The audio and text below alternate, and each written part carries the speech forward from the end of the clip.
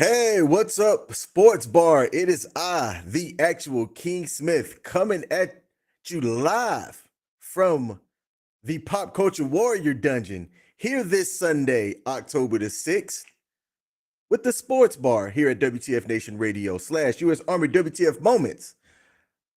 I'm one half of this thing, the actual King Smith, and coming at y'all today, I hope we can contain this fool's shenanigans tonight. It's somebody who I don't even want to bring up, but I must. His name is Coach. Coach, let the people know something. Why don't you just show the video and I'll let them know something? So we just gonna do that, huh? So we're just gonna jump right into it. You know what? Yeah. Being the man that I am, Coach has sent me a video. Roll the footage. Alabama, wow! He's quick, he's strong, he's active. You can take Alabama man to the bowling alley where he drinks heavily and chews tobacco. Wow, he can bowl. He can bowl, he can drink some more. Alabama, wow! When wife asks him where he's been, just use the action button and Alabama man busts her lip open. Shut up, bitch! Wow. I want to be just like Alabama man. Alabama man comes with everything you see here, wife, so Timberlake. I thought I told you to shut up. What do you hear? What do you say, King? Oh, well, I'm just masking my pain for today by making fun of your pain from this weekend. How's it going, my friend? You know what? It's going. It's going. I definitely had a sucky sports Saturday, but my Sunday made up for it. But I'm doing all right. We appreciate you My coming Saturday, in, Coach. My Saturday was great. My Sunday was awful. Sunday was awful. So you can have a great day today. I had a great day yesterday. We can definitely gloat.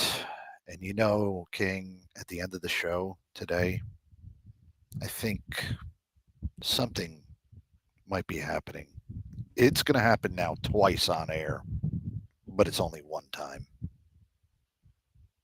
Uh-oh, I think you know where I'm coming from. No, I don't. You commented on it earlier. Surprise. One time. Oh, it's coming Oh. back. Okay. Hey, y'all. Let me Tune break into down. the show. I'll break If it. you- I'll break down the game after it, and yes, it will come back. 'Cause I'm at the Okay, point all right. this Hey, I season. think y'all are going to be in for a treat. It's been a while since we've had this. So stick around because y'all are going to be in for a treat. Now, Coach, tonight we've got a couple of things on the docket here. For those of y'all watching and or listening, we're going to ask the question, did Caitlin Clark get robbed? Did Caitlin Clark get robbed? Caitlin Clark did win Rookie of the Year, but there was one interesting thing that stood out, and we're going to talk about it tonight. Also, is Derrick Henry last of the Hall of Fame running backs? I had an interesting conversation with someone today talking about what he did after Derrick Henry had an historic day today. He hit a couple of milestones, and there's some conversations that's going on by different sports analysts and fans that's discussing why he might simply be the last Hall of Fame running back that we're going to see in my lifetime. Man, why did you and I have that same thought today while watching the same game? No doubt, dude. That game was great, and we'll talk about it as we get into it for the show. Also, we're going to ask the question about Alabama football. We're actually going to lead off with that, as if you haven't lived, if you don't live under a rock, then you already know the number one team, Alabama, lost to Vanderbilt, something that has not happened since 1984, the year of our Lord 1984, in which I was born, by the way. And we're definitely going to talk about it. Should Coach Saban come back? Let's see. Also, Mike Larson brought up something that I have in our show notes as well, as there were several passing yard situations that went on today. One that I thought was real interesting, but I won't give it away until we get to our section for the NFL. So without further ado, let us acknowledge those that are in the comment section, and then we will get on with the show. Shout out to Michelle Early on both YouTube and Facebook that said, good evening. That's my boo thing. Hey, boo thing. I appreciate you popping in. To my main man, David Cunningham said, good evening, King Coach and sports fans. Checking in. Evening. Go Steelers. We got a Steelers fan in the building, which they'll be playing tonight. I got the game up on the screen here. Yeah. I've got the game up too for other reasons. Yeah. Carrie Underwood's legs. Yeah, baby. Carrie Underwood's legs. That game is going to be played in Pittsburgh as the Cowboys travel east to hopefully topple the division leading Pittsburgh Steelers. All right. Who else we have in the building? Shout out to my man, Mike Larson. Mike Larson is in the building. Coach and listeners out there, I want you to type in happy birthday to WTF Nation's own Mad Mike, as his birthday is today. I was going to message him in the chats, but I rather would have said that live on air. Happy birthday, Mad Mike. That's happy birthday to my guy, Mad Mike. May you have good weather and not Larson luck to dodge this storm that's about to approach your way down in Florida. Just what Tampon needs again, another storm. Did you call Tampa tampon? Yes. I like that. I've never heard anybody refer to that as tampon. That's hilarious. Oh, hey, we also have Sports HQ Network, Mr. Hey, Sparta HQ Network is in the building. Shout out to my main man, Pete. That is Grooming and Reviews, who has changed his name to Sparta. Shout out to you, man. I appreciate you popping in as well. Mike Larson says is he still on a Facebook? Is he still on a Facebook ban? I'll ask him that. Who? Oh, well, Sparta HQ Network. I thought he was on a. What's it called? A Facebook ban. Usually, most of our YouTube comments are Facebook bans. I didn't know that. No. Yeah. Usually, when you get zucked for 30 days, that's when the YouTube comments start coming in from other people. Nice. No, I think he's I know YouTuber. He does. I know he is. I know. I wanted to bring that joke up because that's something that has happened to me and has happened before. True that. Absolutely true that.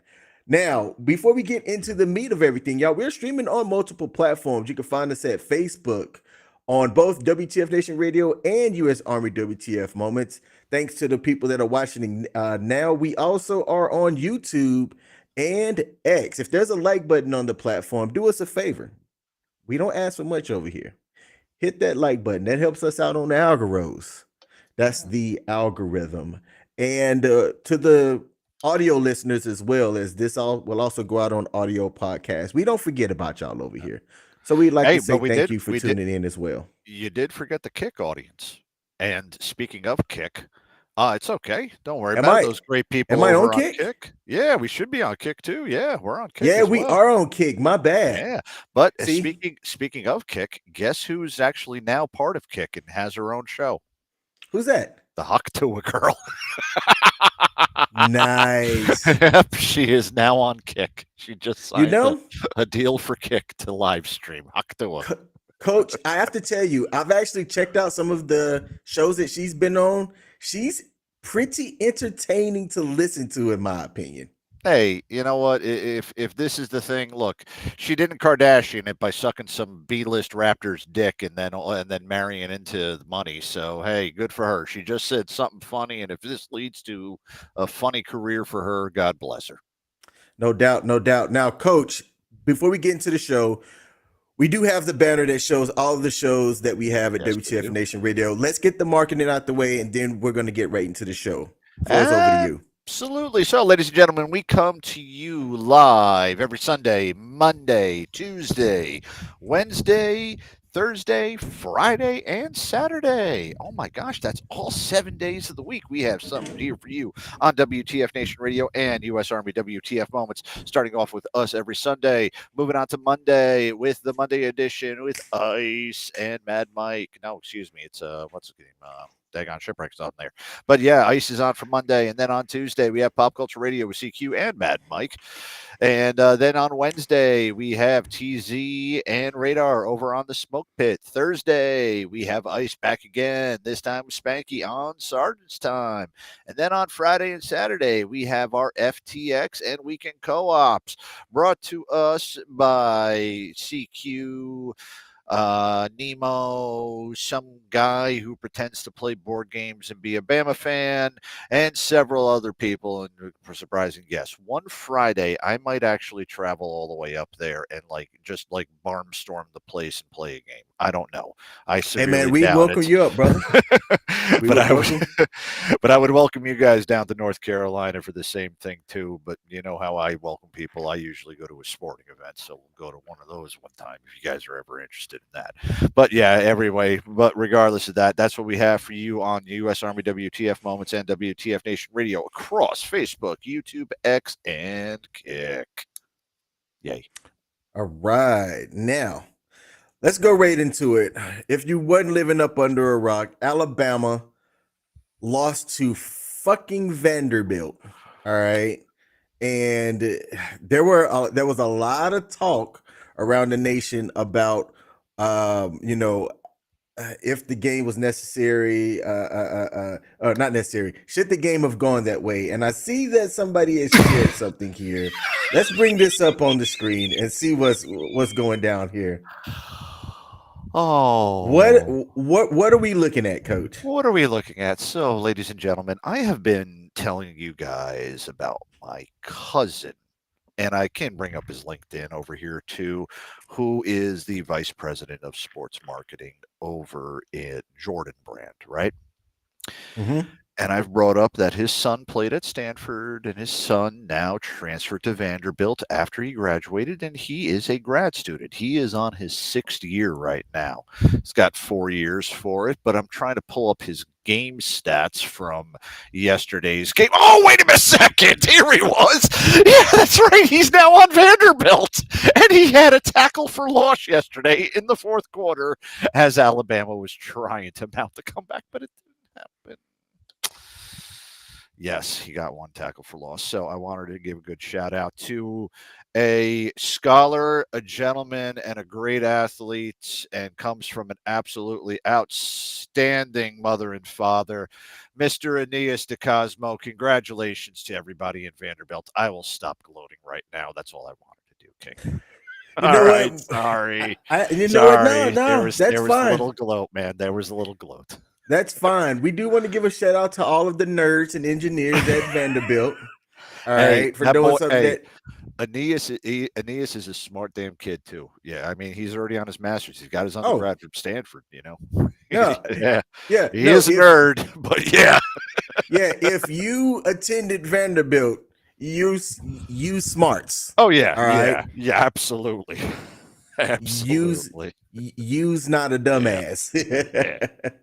Now, I'm going to play a video. It's kind of long, but I think it's worth playing in its entirety. I'm going to see if I could get it up on the screen here. This is Funny Main, Jermaine Johnson, and I can do it. I can do the playback speed faster on the way that SEC and Alabama fans watch the game. Let's take a listen. Well, this is it, Bob. If Vandy can convert this first down, they will do the unthinkable, the improbable, the illogical. Well, here we go. The ball is snapped. He's on the run. First down, Vanderbilt. And they're going to do it. They're about to beat Wait, not yet. Malachi just kicked the ball. Okay, ball is back in play. They did it. Vanderbilt has beaten Alabama. This is crazy, insane, and depending on your gambling habits, you've either lost or won a significant amount of money. Oh, it's insanity in Nashville. They are going to party until the wee hours of the night, like 9:30 p.m., because they have to study. But this is crazy. I cannot believe what I just witnessed. So this is real, like it just happened. How do you beat Georgia last week and lose to Ben? You know what? I'm not even mad. I'm just confused. Bro, this was not like luck. Like they beat us. Converted third downs, made plays when they needed, forced turnovers. We literally could not stop them. Okay, there's a few things that I do know. Number one, you give up 40 points to anybody, you might be in trouble. Number two, we just beat Georgia. I mean, we still got Ryan Williams, Milroe, Jam, Justice. But where was the defense? And why does nobody listen to me? I literally addressed this week one. Okay, first of all, what you need to do, stop playing with Vandy, my boy. Shout out Lionel Richie, but these ain't the old Commodores. We got to play to the whistle if we're going to compete with Vandy. And then mention it again on the Panelist Show. Yes, I do think Vandy will be a threat to the Tide this weekend. It's a perfect storm. Bama's coming off their biggest game, the season versus Georgia. Vandy's been playing great. It's in Nashville. And I'm assuming Vandy just going to do this to us every 40 years. They came ready to play, and they played some great team football. They deserve the win. And I hope we learn some lessons from this. Maybe we should turn off the podcast mics and the music for a little while and really get focused. I'm not saying I don't want the players to have any fun, because Lord knows I do.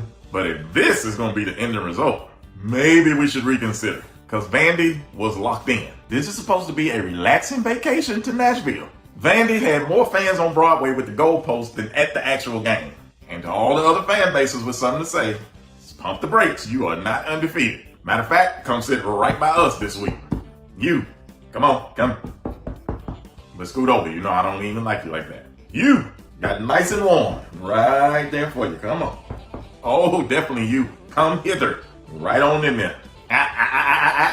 Come on. Come on. Come on. If we got to sit and reevaluate, so do y'all. Talking to us like they done already clinched the playoff spot. But hey, Coach DeBoer, don't even feel bad.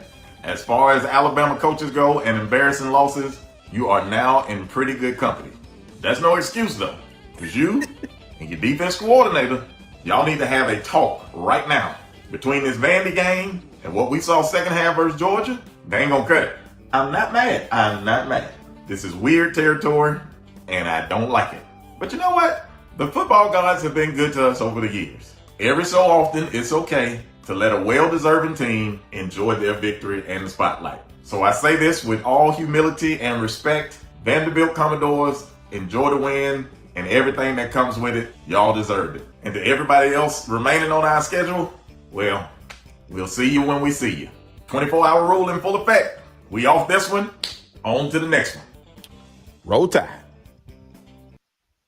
Now, that was comedian Jermaine Funny Mane Johnson. He's been doing that here for about 4 seasons right now, and people have come to expect that recap every week during the NCAA football season. Coach, you had some anecdotal things to say backstage, so I give you the floor. What say you, sir? I can tell he brought up an absolutely great point, and it's regarding the Georgia game and then coming off of a massive win, because yes, it was, even though it was early. And I'm going to say this, thank God this happened in October and not in November or December for y'all, because there's still an opportunity to still get back in and get with the playoff. Well, actually, you probably end up being in the playoffs because now there's 12. But here's where I'm coming from. The big game letdown is always something that will happen, especially if you are having a big matchup, a number one matchup, against an arch rival. Alabama, Georgia have been the class of the SEC now for 7 years, right? 8, 10 years, more than that. Georgia's been great for a long time, and Bama's obviously been great for 20 some odd years. That said, that game easily was the game to focus on, and afterwards Vanderbilt was an afterthought. Okay. This happening right now is good for Bama because they have enough time to go back, look what they've done, and make those adjustments. That's what good coaching does, and Coach Saban would do this. It's now, what's the coach's name? Bobby Boucher? What's his name now? He don't even deserve to have his name said. Coach, I'm going to say Coach D. Okay, Coach D's only had one loss. Stop it. Saban had one loss in his first season too, so don't give him that shit yet. You guys are gonna be. You guys literally want to put up a freaking statue of Saban right next to. You guys want to unearth Bear Bryant and melt him down to put up a Saban statue. So don't tell me he's a bad coach just yet. In 5 years, we'll play this clip and we'll say, hey, so how do you feel about that now? All right, after 2 or 3 national championships. But that being said. Alabama's thinking about the national championship, always has. Georgia's thinking about the national championship, not about the week to week, and they're looking at the end of it. In 1993, Florida State and Notre Dame met for the first time, and they actually met over there at in South Bend.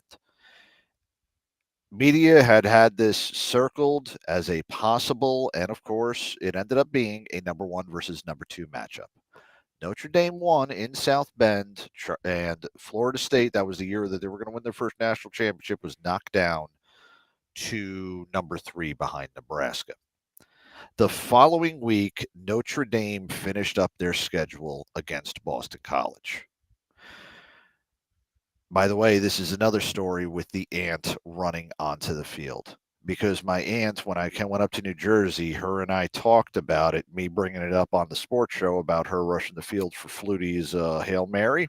Mm-hmm. And then she quietly reminded me that there was a second time she ran on the field, and it was that 93 game of Notre Dame against Boston College. Boston Nice. College, that final week of Notre Dame season, upset Notre Dame in South Bend. Notre Dame never won the national championship after that because the next game was the bowl game. It screwed up Notre Dame's chance at a national championship. If Bama had done this to Vandy and it was the last week before the SEC championship, you might have had an issue, man. You might have had an issue. But now with this happening in October and Alabama being Alabama, and now Coach D's got to step up and be the coach, there's enough time so that you don't have to worry about it and call for Coach D's head and think that whoever the hell is the quarterback is out for it. Vandy was due something now or then. It's been 100+ years since Vandy had a football team that was freaking relevant. Give them a break every now and then. We all applauded UMBC and we all applauded Fairleigh Dickinson University. I especially did when they freaking beat the number 1 seeds in the NCAA tournament. Vandy hasn't gotten shit. These other schools haven't gotten shit. But I'll be damned, King. They're going to be talking about them beating number 1 Alabama for the next 50 years while they're in there studying books and everything else like that. And every person's going to bring up that loss. And I'm not going to say that in a bad sense, but you're going to look at it in the sense that Yankee fans do with the Red Sox. Look, Mm-hmm. The Red Sox won a World Series now. We still have 27, but they had to beat us to do it. And it's okay, yeah, they beat us and it was embarrassing. But if you look at it, hey, that's about the only thing they really do have. Because other than that, the Red Sox are still a bunch of shithole baseball fruitcakes that don't need anything whatsoever. And they all suck, and every single one of them should have shit all over their car. That said, the only thing that they've got against it is that they beat the Yankees. The only thing Vanderbilt will ever have now for football is that they beat number 1 Alabama. They're never going to win a national championship. You guys are going to keep winning the national championships, but you threw them a bone. You were being a good football fan for the football gods. You threw them a bone. You showed mercy upon those who were weaker on you, and you shall be rewarded in heaven with gold. For inasmuch as you've done for the least of these, you have done for thee. Matthew 25:40.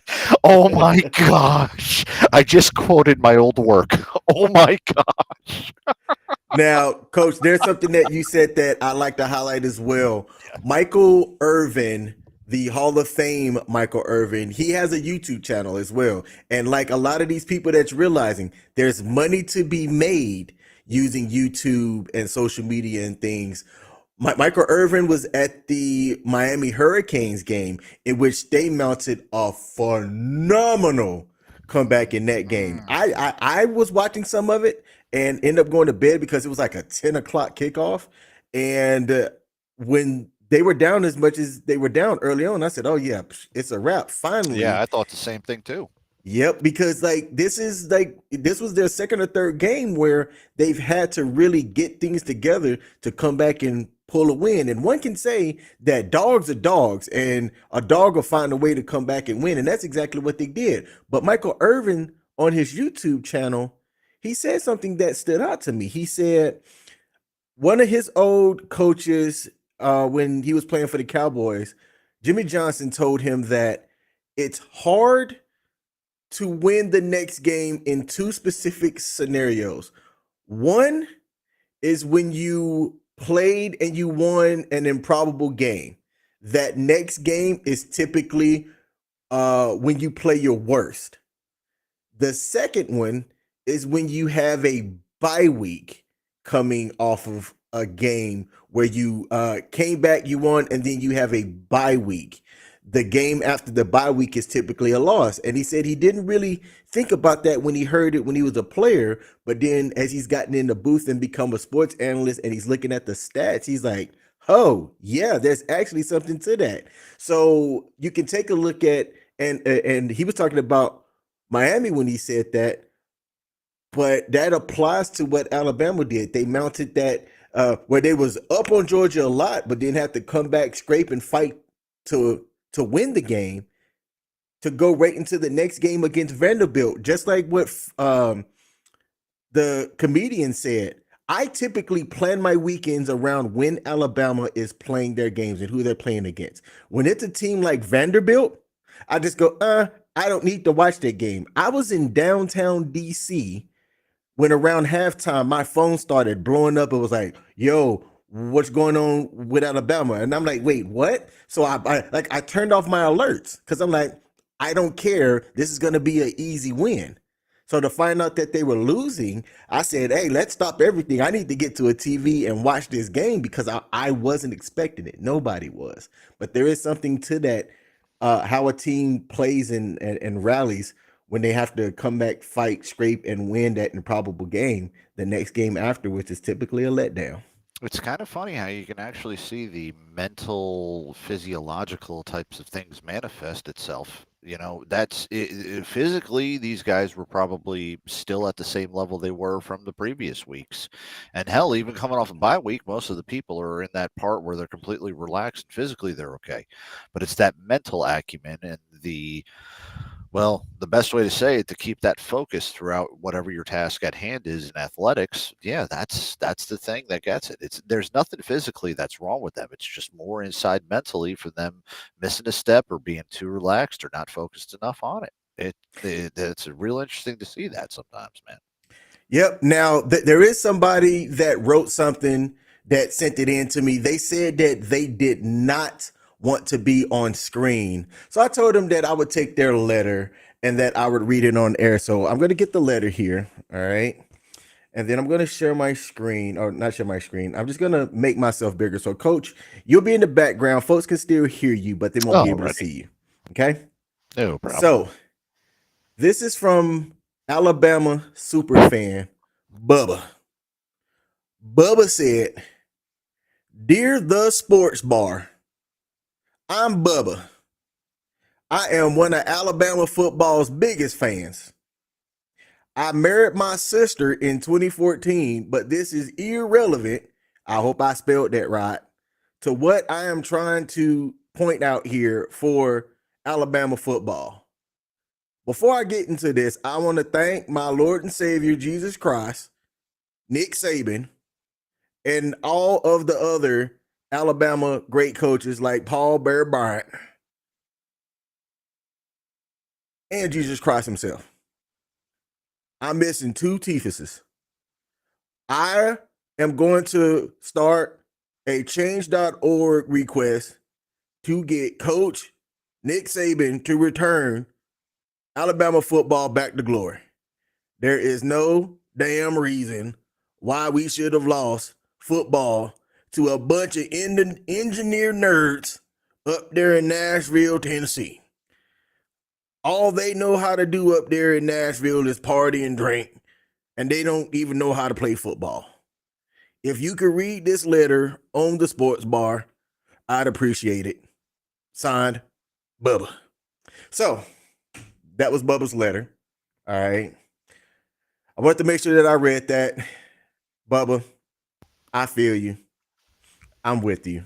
I agree with you. Coach, is there anything that you want to say about what happened this past Saturday before we go on to the next story? Coach Saban is not coming back. As much as we would like it, he is not coming back. So you might as well go ahead and pray to Coach D, because if he is your new savior, he is the one who's delivering the national championships, no longer Coach Saban. The tides have turned. Roll with them. I see what you did there. You bastard. All right. Let's see. Let's showcase this real quick before we go to the next thing. David Cunningham on Facebook has informed us that there is a rain delay in that Cowboys-Steelers game. And right before this game kicked off, actually earlier this afternoon, I was looking at the weather for it because I gamble. I play DraftKings. And I always want to check to make sure I understand what the weather is, because that'll impact what I do. Now, I'm looking at the screen now. It is pouring down. It was great weather all day today in Pittsburgh, but literally at kickoff, it was forecasted from 8 to about 9 or 9:30 that there was going to be heavy rain. So I don't believe that this game is going to get canceled. I don't know what the NFL's policy is on how they do a game if it goes so long on a delay. But as of right now, kickoff is delayed due to heavy rain and thunderstorms occurring up in Pittsburgh. And yeah, those are usually fun, but let me ask the important question. What's that, Coach? Is Taylor Swift there? Because there's been breakup rumors. Oh, well, okay. There's been breakup rumors of I haven't on them. Oh, I haven't heard anything. But if you've heard something, let's talk about it when we get to the NFL news. Yes. Now, do you watch mixed martial arts at all? I have time to time. I haven't watched. God, it's McGregor was the last guy that I had ever since. Like, I'm okay with it. I know the people, but I just don't watch UFC anymore. Really don't. Don't know why. Have you heard of the women's fighter Aileen Perez? No, I have not. Okay, so this person is about a week ago ended up beating her opponent in the first round at UFC in Paris, and she has a signature move that she does. Just watch the signature move that Aileen Perez does and tell me what you think.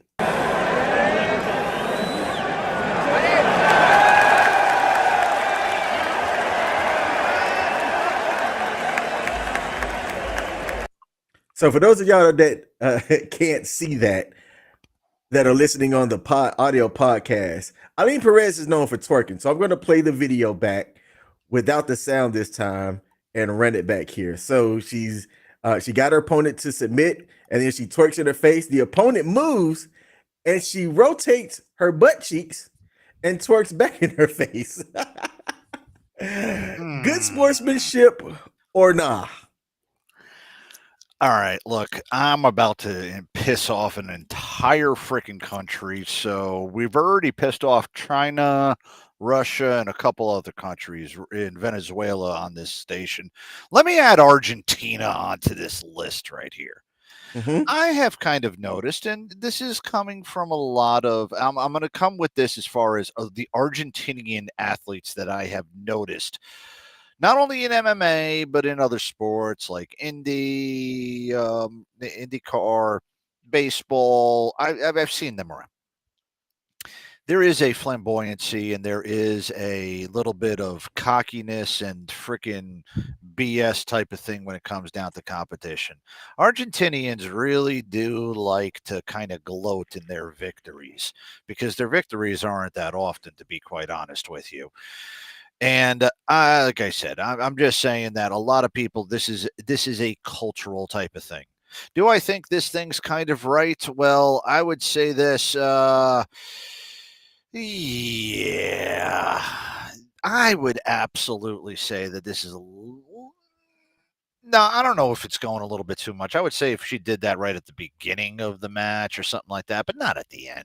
I mean, I wouldn't give a shit if she was twerking or whatever, for crying out loud. At least do it with an OnlyFans sticker or something like that, so you can say you paid for it on with OnlyFans, some other crap like that. I'm okay with that. McGregor, used to talk shit. Lesnar did that. All the greats used to do stuff like that. I'm okay with it, but just, doing it after a match, I don't know. Now, what's interesting is if you go and you look up her name and then scroll over the images on Google, you pretty much get a lot of that. And I think with her, she knows that sex sells, and that's going to be the thing that she's known for, which is funny because she might be getting her bag and getting the money. I couldn't tell you a thing about her record, but every time I would look her up, it was showing her twerking and doing things like this, doing weigh-ins and in practices and spars and things like that. So look, shout out to you. Use everything that you were given to go and get that bag, and Yeah. do it while you can, because don't nobody want to Yeah. see a 60-year-old person Yeah, upstage she twerking. needs to do it while she can, and her body is kind of nice, but there's a lot of butter.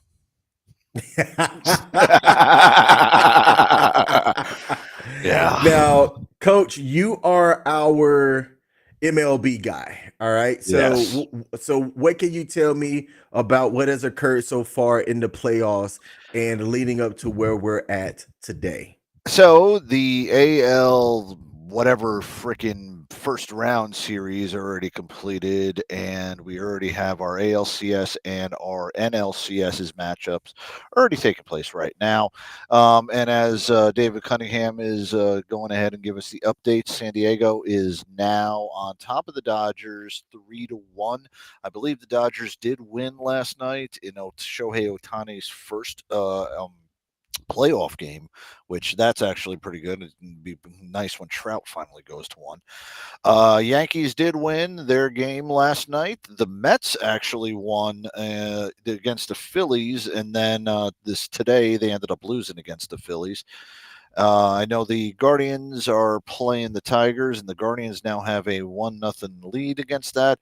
And that's all for the series that are happening right now.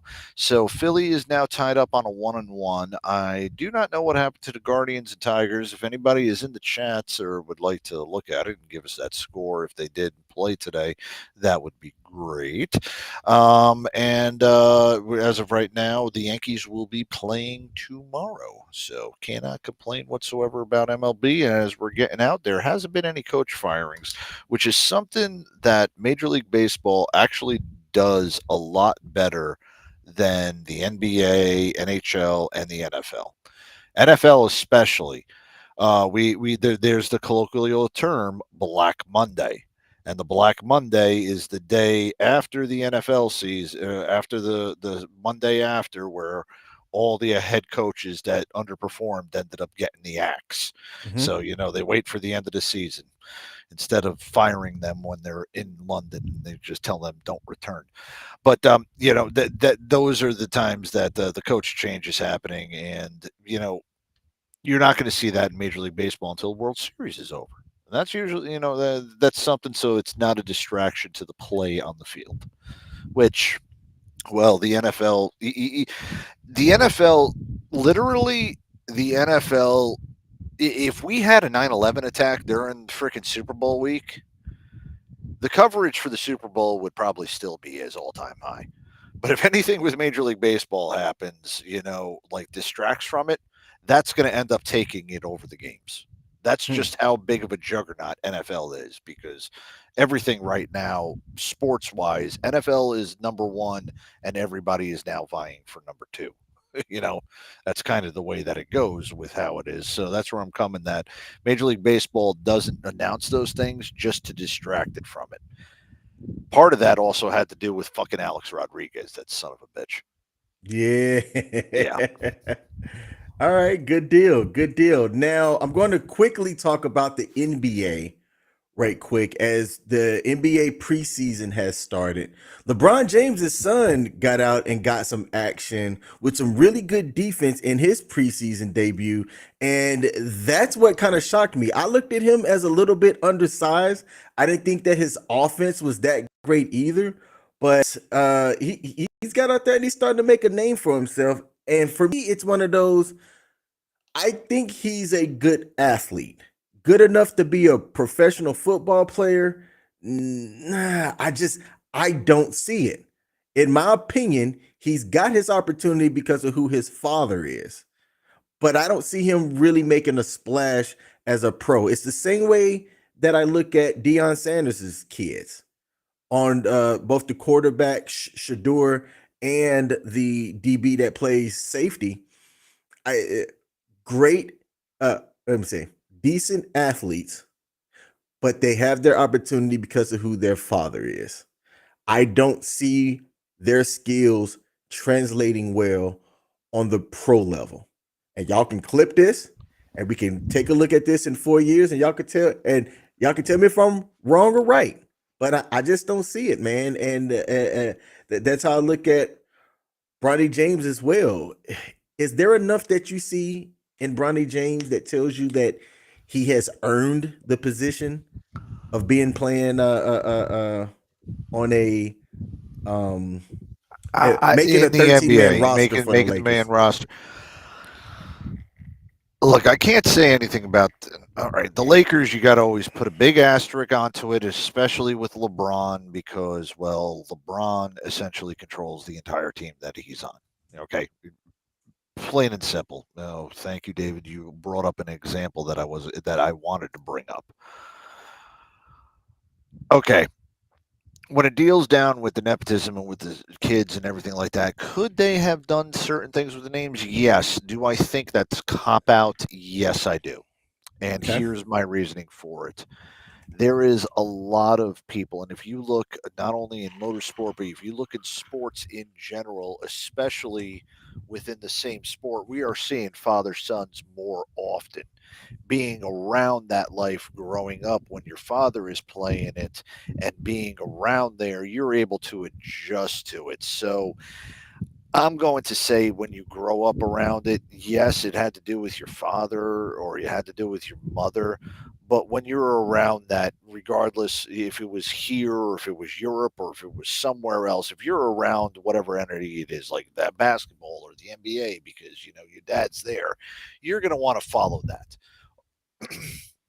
There's great examples of people that have been able to excel and got their start because of their father. Look at basketball.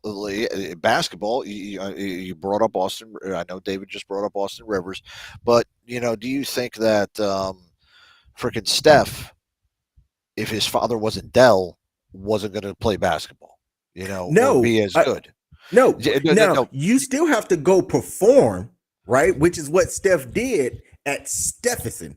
Yes. He said to go perform. Now, does he need to? Or At this Davidson. moment? I don't think I don't.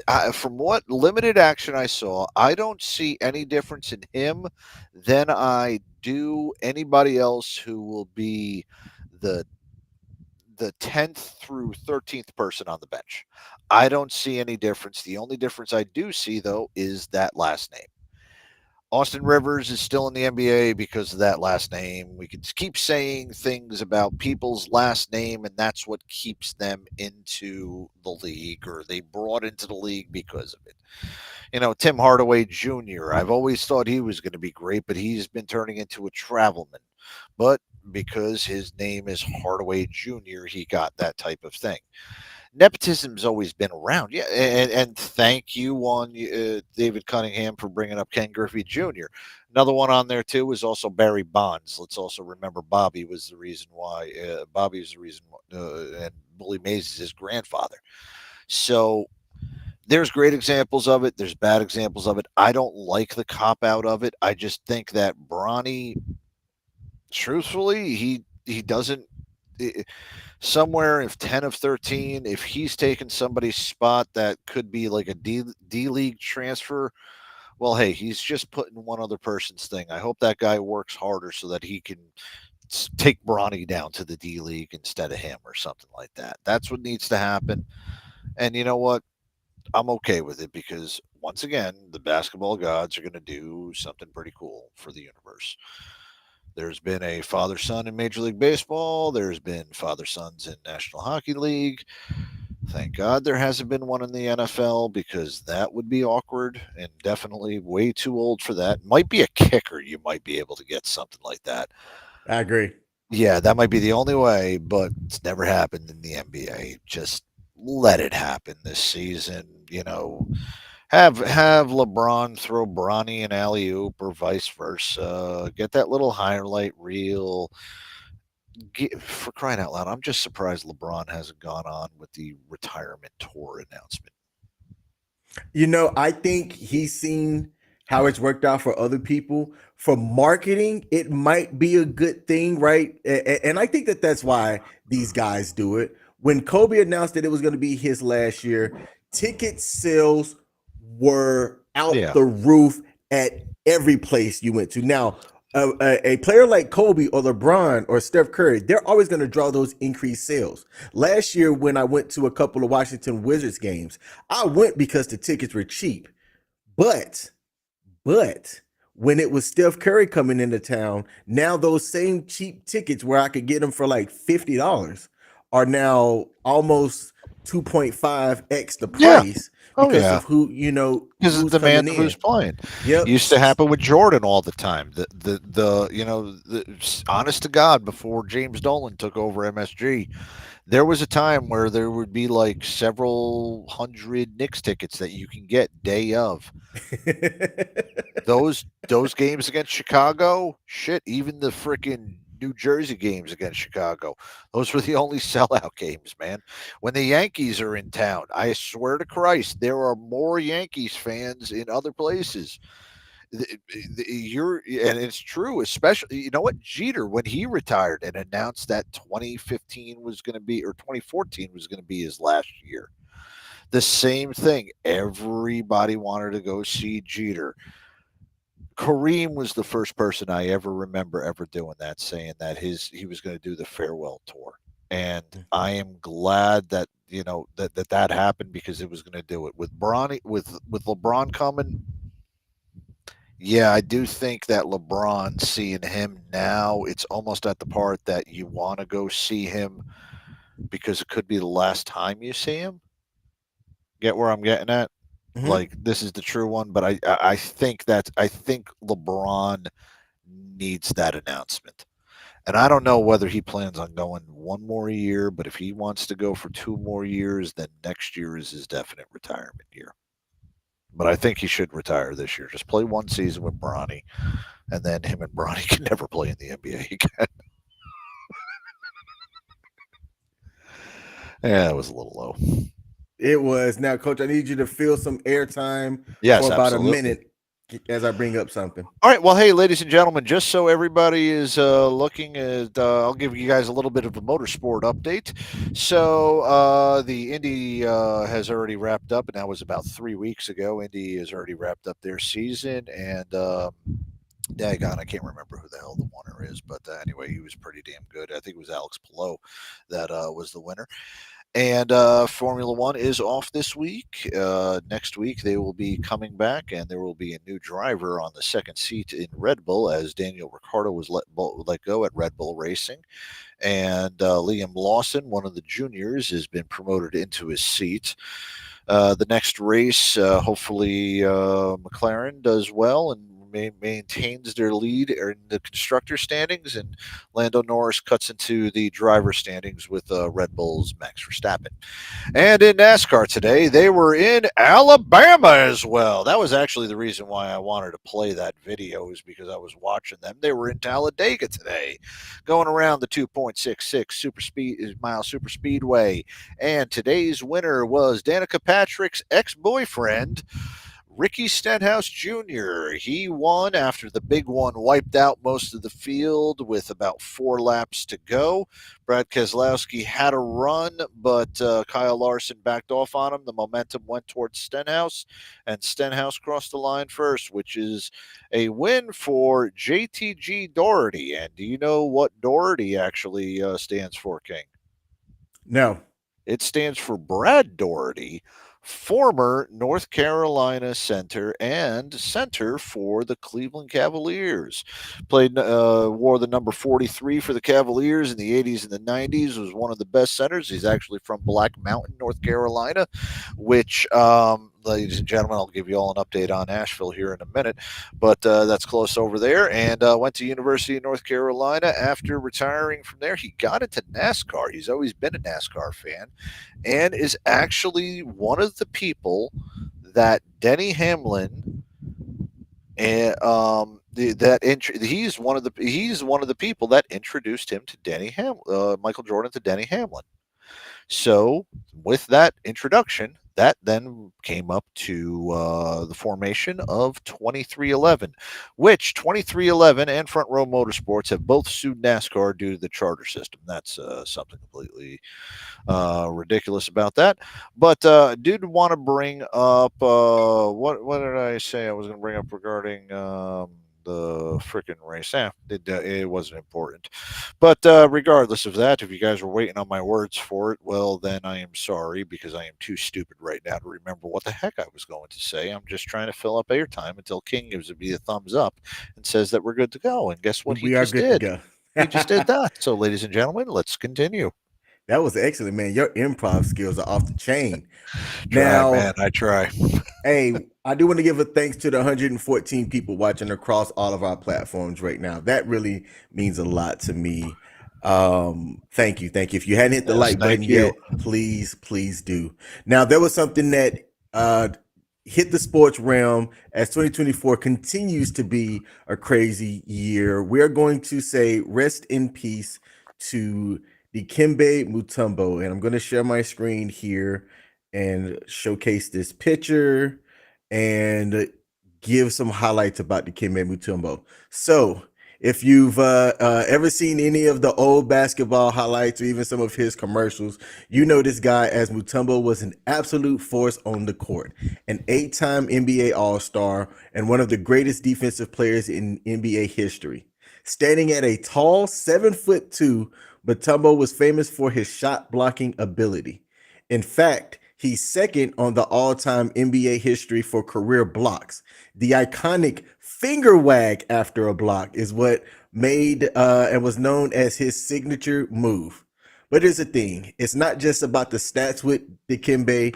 He was known for his larger-than-life personality, both on and off the court. All right? You probably see some of his hilarious Geico commercials where he used that finger swag and was slapping people's groceries out of their hands, their office supplies off of the table, in which he would do the finger swag and say, no, no, no. Also, beyond basketball, Mutombo made a huge impact with his humanitarian work. Born in the Democratic Republic of Congo, he's always been passionate about giving back. And he's helped build hospitals, he's helped provide education, and was a global ambassador for health and peace.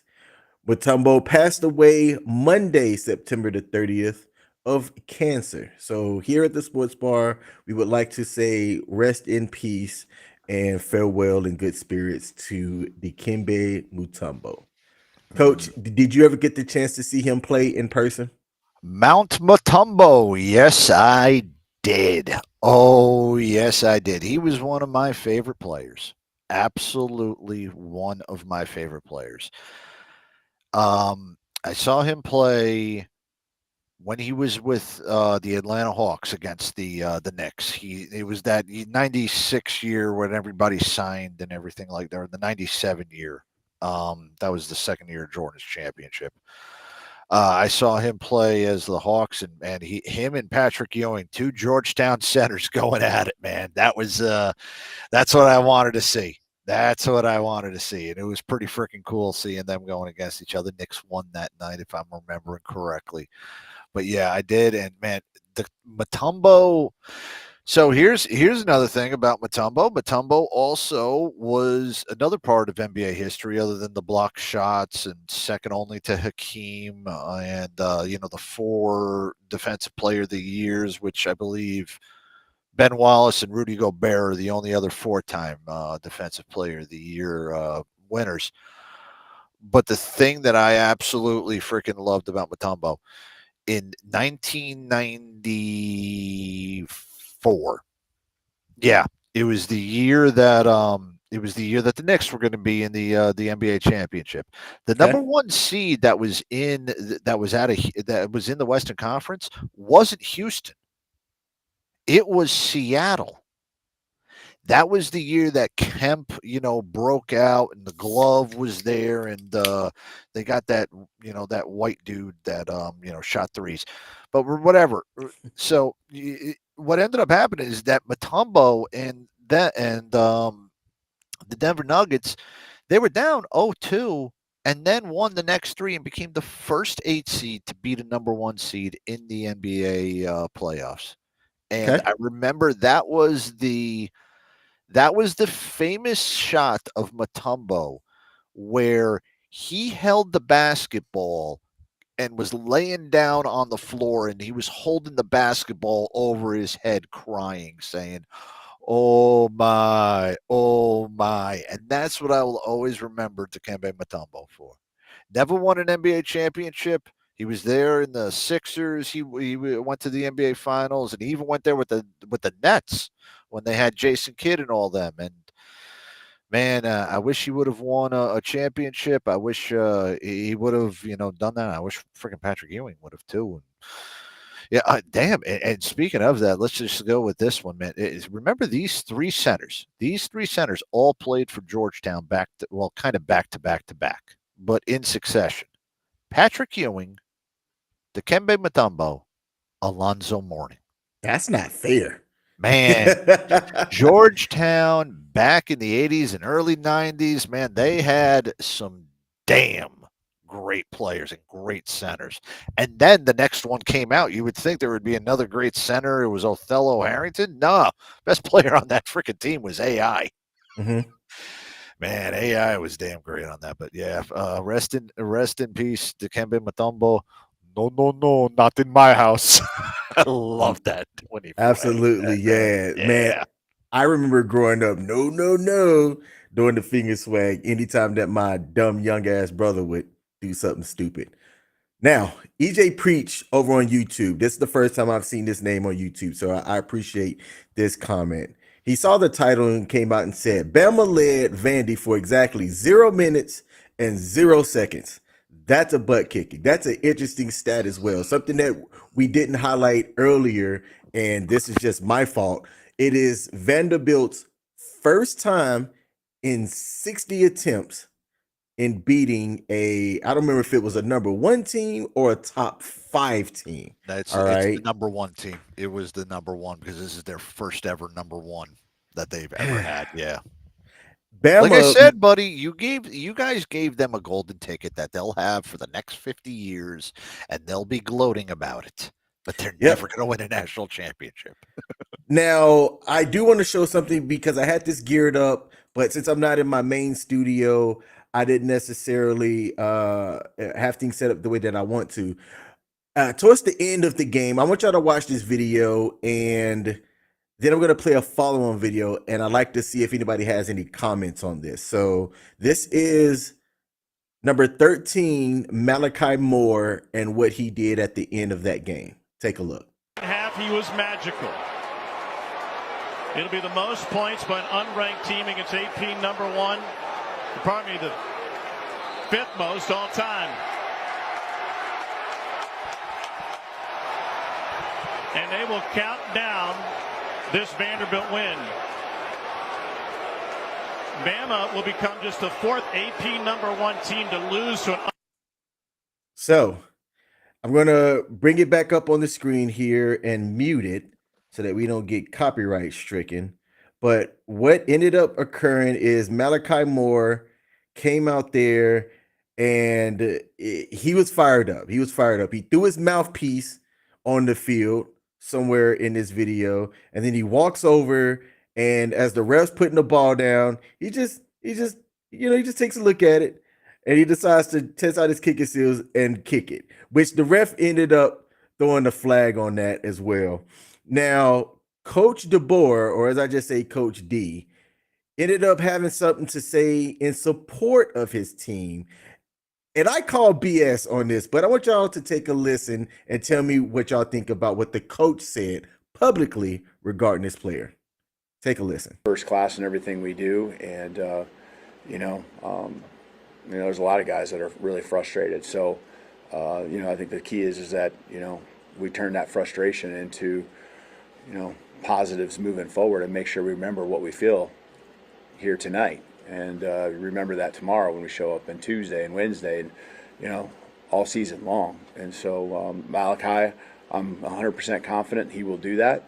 He's the frustration out there, again, comes from the work that he puts in, the belief he puts in. There's not a guy that, there's a couple of guys that were critical from day one when I got here that put their foot down and believed in this place, and he's certainly one of them. And we are going to continue to believe in him, and he leaves it out on the football field, not just in every game, but every day when we're working out and practicing. He's very vocal. And we need him to continue to be that way. Now, Coach D chose to publicly support his player. This same player who hurled his mouthpiece prior to the kneel, earlier in the quarter, grabbed Vanderbilt's quarterback by the face mask and slammed it into the ground, and then kicked the ball after the official had spotted it. He chose to publicly support that instead of get into that player's ass. This is a different Alabama, man, and I don't like it. Do you think that the coach was right in publicly supporting him? And do you think that privately he's going to correct that so that something like that doesn't cost him a game? I think privately he needs to dig into his ass. I'm going to bring up a military point just so that we can kind of keep this fucking military related, even though we're two veterans. Go ahead. Just so that we can kind of say this. But I'm also going to bring up a freaking societal point. There is a lot of talk about the coaches being way too soft. There's a lot of it. Coaches being friendly. This new generation of coaches would rather not be the tough disciplinarians. Essentially, things are getting softer and they're trying to be more buddies instead of, trying to shape young men. All right.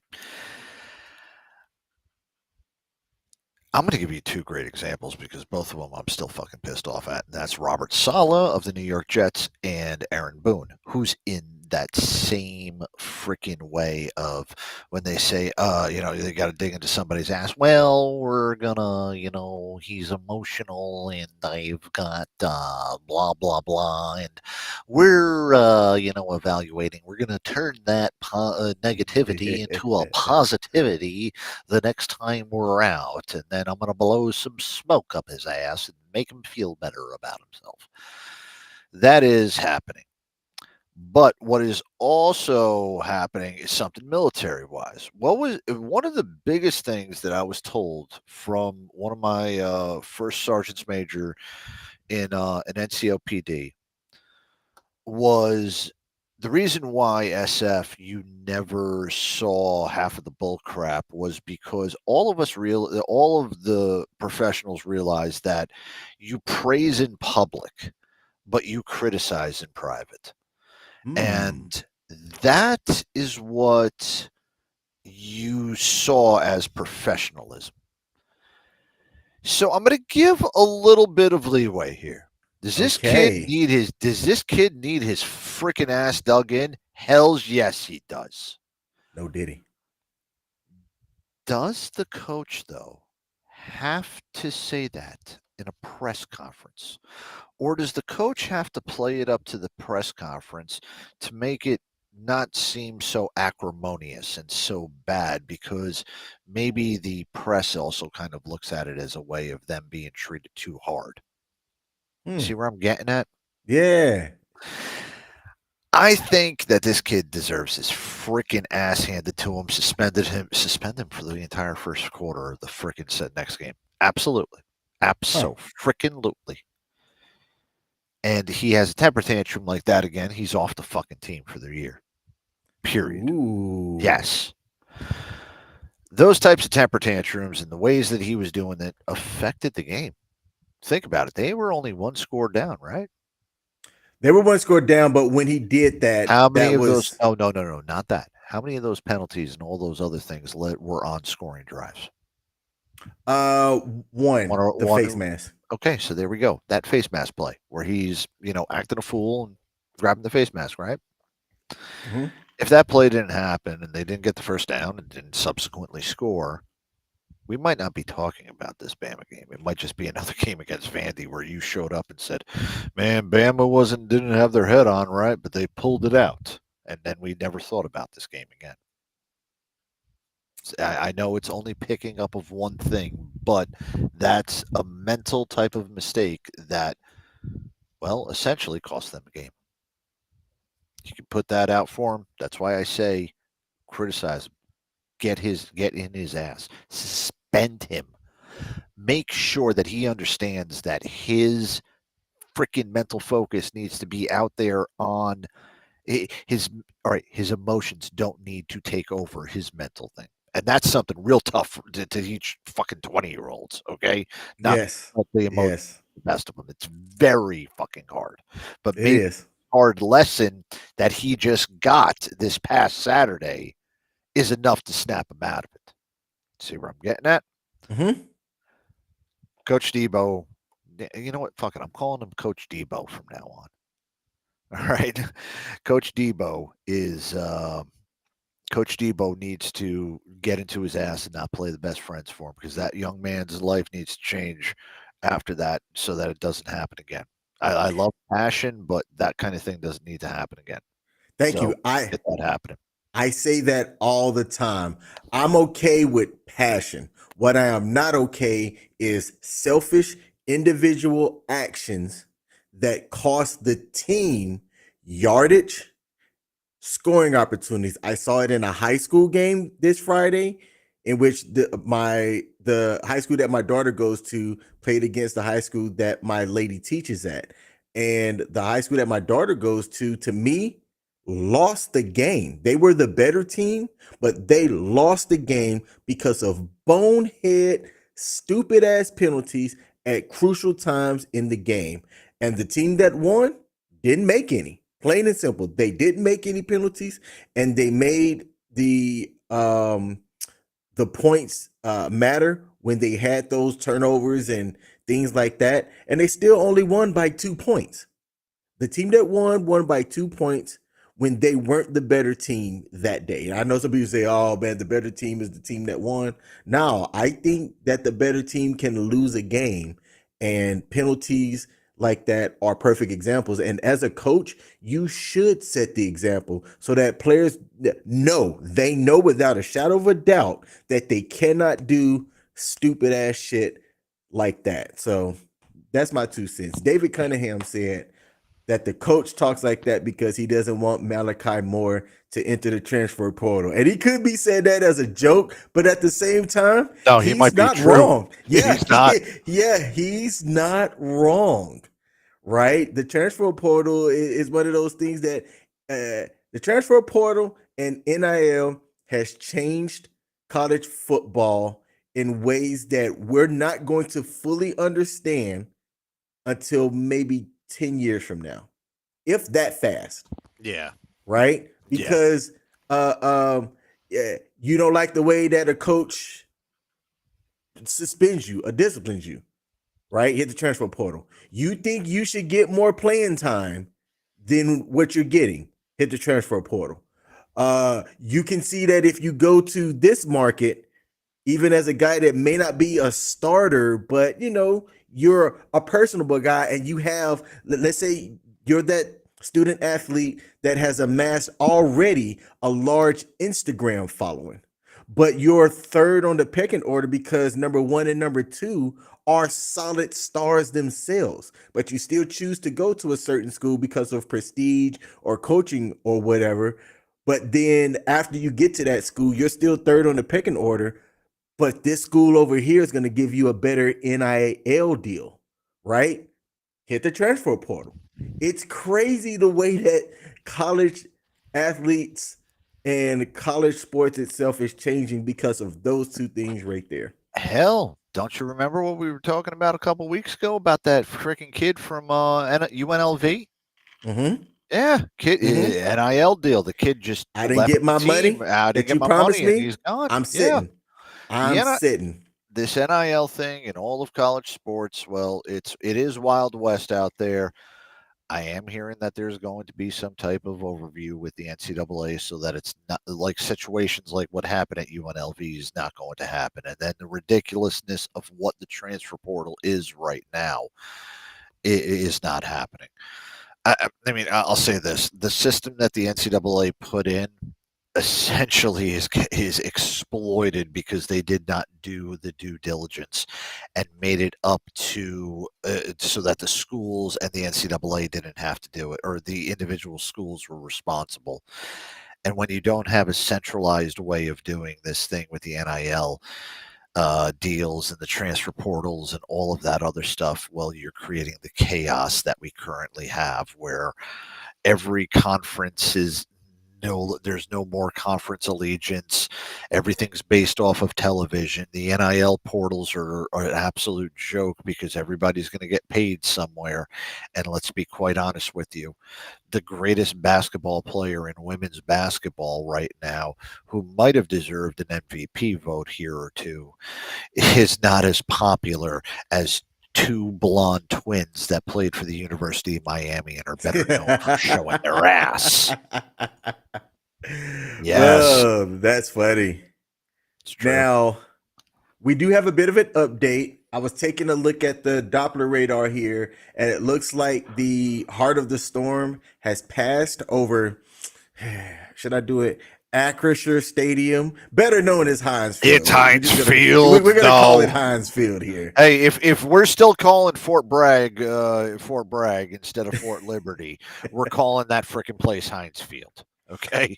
Yep, absolutely. So it does look like the NFL. Hey, is it the Crypto.com arena or is it still the Staples Center? I still call it the Staples Center.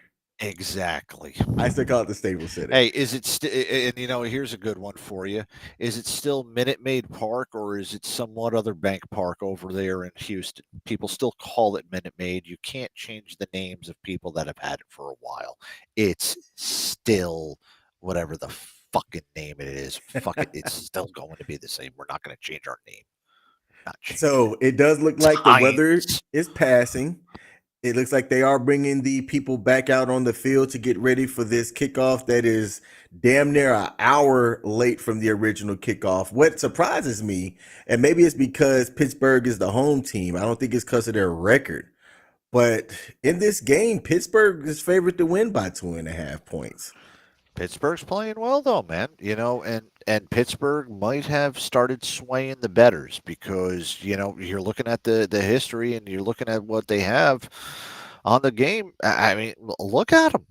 They're freaking undefeated right now, and they've got a they've got a decent team. They are undefeated. Bad, they lost the last week's game. Oh, that's game right. To They Colts did leave last by week's 3. game to the Colts. But still, I mean, they're playing well. They're playing well. The Colts had a good game last week. They're playing really good defense. I'm like, I don't think people are talking about Pittsburgh's defense the way that they need to talk about Pittsburgh's defense. That's very true. They're playing phenomenal defense. It's making me go, yikes. Yeah. Here's an interesting stat. Hold on, coach. I want to talk about Pittsburgh D. Yeah. They're leading in the division right now. And if you take a look at the points for and points against, They're not leading in points for. Actually, the Bengals are 7 points under the Baltimore Ravens, who have scored 147 through 5 games. But Pittsburgh has only through 4 games allowed 53 points scored against them.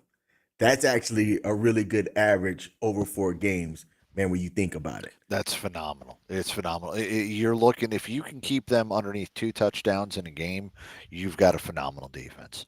The average score is usually around 17 to 21 during a season.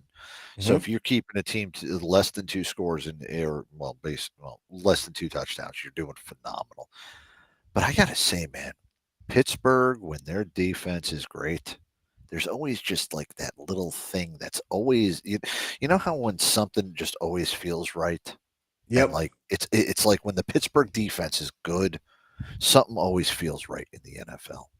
Yeah. You know what I'm saying? Exactly. Yeah, that's and what I like, wanted to that's say. their man. identity. Yeah. And it doesn't they're matter. known for good defense. And it doesn't matter historically. who's the star on the team, you know. I'll give you, the defense that they had for the 2 Super Bowl years in the 2000s. That was,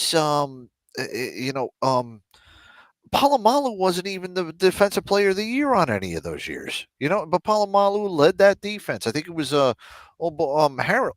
Harrison had that one phenomenal year and they won it. And then, oh God, there was a linebacker on the first year with Roethlisberger with the bus. And in the 90s, they had Greg Lloyd and the one dude who, what was his name? Kevin something. He ended up going to Carolina, but like white dude that ended up wrestling. You know who I'm talking about, right? Yeah. White, yeah. Long hair. Yeah. Long blonde hair. Yeah, I can't remember his name, man. But like when the NFL's good, when the Steelers have a great defense, the NFL is always freaking good. And Kevin I'm glad. Green. Kevin Green, yes. Kevin Green, yes. Yeah. And that's their identity, but they've always got that, and I'm glad that the defense is, when the steel curtain is the steel curtain, the NFL's good, man. It's like when the Yankees are in postseason October baseball, it's always good, at least for me, or when Alabama loses. When the Jets are good. Devin Cunningham had talked about him as well. Yep. Yeah. So the small interesting note about Kevin Green. So Kevin Green actually served in the Army National Guard at Fort McClellan, which is in my hometown, Anniston, Alabama. He was a walk-on for the Auburn Tigers in the 1980s. He tried out as a punter. All right. He didn't make the team the first time around, turned back around and tried out again and walked on to the team where he played defense and subsequently won Defensive Player of the Year that same year. So, and I've met him once because he owned a gym in my hometown as well. And when I was in high school, I used to go to that gym sometimes and work out. He used to allow some of the high school players, you didn't, you have to, there was like a partnership or something. So you didn't have to pay anything, but you could go. He ended up having a Gold's Gym that I think he sold several years after I graduated. But yeah, solid dude, cool dude. I think he's still alive. Kevin Green. Oh so, no, yeah. Oh, no, he passed. He passed December 2020, age 58. I remember Holy that moly. now. Yeah, I remember that now. Yeah. He died of a heart attack at age 58 in his home in Destin, Florida. Man, there's something about that year 58. Wasn't Mutombo 58 or 53? Yeah, Mutombo was 58. Yeah. 58. Man, hey y'all. Men, hold on, zoom in on me. Guys and ladies, people in general, take care of your health. You only get one meat suit, all right? As y'all know, because I've shared this on the sports bar, I have heart disease. Nobody else in my family has what I had. Don't know how I got it, all right? but I'm taking the things and doing the stuff that I need to do to take care of my body. Y'all need to do the same. Go get checked, go get screened, get your labs, checked and take care of, and just have the information that you need to have because you never know when it's your time to go. All right. I'm not going to keep things somber, and I'm just going to end it on that. Absolutely. Yep. Agreed. Not about Now, you ending, about what you said. Sorry. no doubt. Yeah. Let's see. Where do we want to go with? Let's hit this up real quick, and then we'll go into a transition. So the last Sunday here at WTF Nation Radio, we do what's called the Sports Bar Trivia. And it's every last Sunday of the month. Our next one that's upcoming is Sunday, October the 27th of 2024. And while we go live at 8, trivia is going to start promptly at 8:30. You are going to want to join us at 8 o'clock so that you can get the link to join. It is totally free. And y'all, we give away shit here. All right. The first month that we did this, I gave away a signed Drew Bledsoe Buffalo Bills jersey that was authenticated and everything, had the certificate, the whole nine. Okay. I still need to give it to the guy because I told him to send me a photo of him and the gift, and he never sent it. I have to follow up on that. He said he would. Coach has got some stuff out there as he attends different events and stuff as well that you can only get by winning and beating me in trivia because I won last week. All right. So, but we're only going to be giving away our top prize stuff if we meet a minimum number of players that are playing. I think last week we had four or five. Yeah, 3 or 4. Yeah. Yeah. So look, tune in on the last Sunday. Tune in every Sunday. Yeah. But on the last Sunday of the month, we are going to have sports trivia where your goal is to beat me and win shit.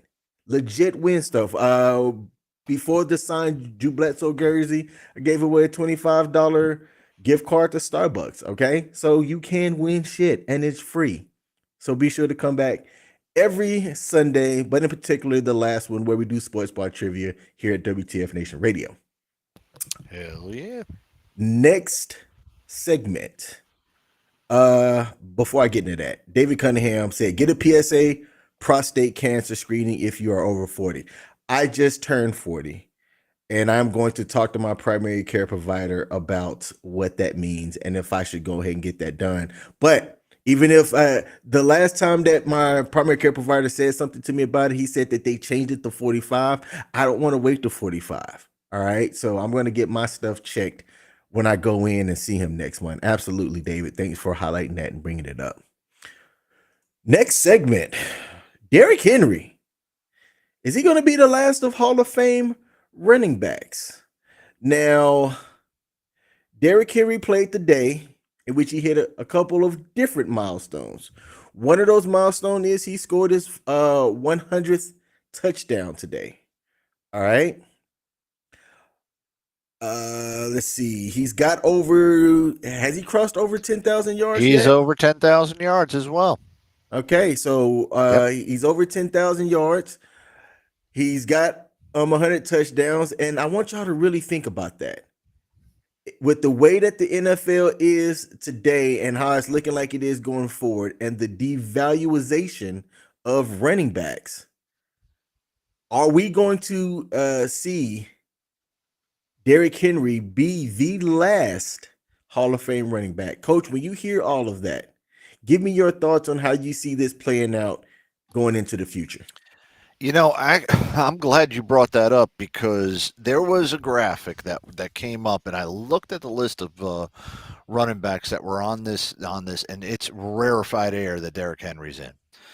Through 125 games, there has only been 5 running backs that have rushed for over 10,000 yards and have scored over 100 touchdowns. They are as follows: Jim Brown, Emmitt Smith, LaDainian Tomlinson, Adrian Peterson, Derrick Henry. That's rarefied air. Rare air indeed. That is rare air. And do I think that Derrick Henry is the last? Well, I am looking right now at the all-time rushing list and every person that is over 10,000 yards. Now, we just brought up Adrian Peterson, and by the way, we're also forgetting somebody else. I didn't realize he was all the way up there, but Frank Gore, who just retired at the Jets in 2020, has got 16,000 yards.